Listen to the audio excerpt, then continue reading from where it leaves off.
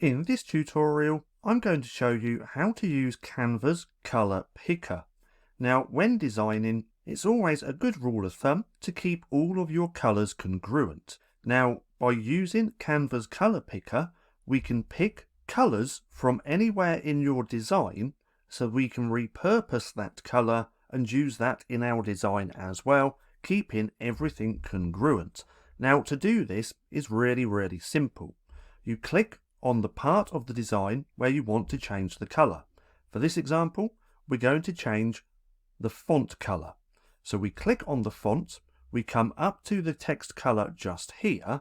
Then if we click this plus button, this is where we have Canva's colour picker. Now if we click on here, we can then click on any part of the design where we like the colour. So for this example, let's go with this really light green. So we're going to click on the colour that we want. Let's go with this just here. And once we click there, it's now changed our text colour to that colour that we picked from the background. So again, this is just a real easy way to keep all of your designs congruent by using the same colours.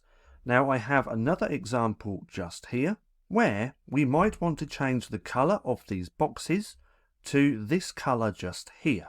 So again, to do this, we're going to click on the item, the object, or the text where we want to change the colour. We're going to come up to the colour icon up here, click on the plus button, use the eyedropper, the colour picker, just here. Then we can choose that colour that we want. Let's go with this one. And now it's changed that. Now, if we look over to here on the left-hand side as well, it's also put it here in our document colours. So now, if we want to change the rest of these, we can click on there and change it like that.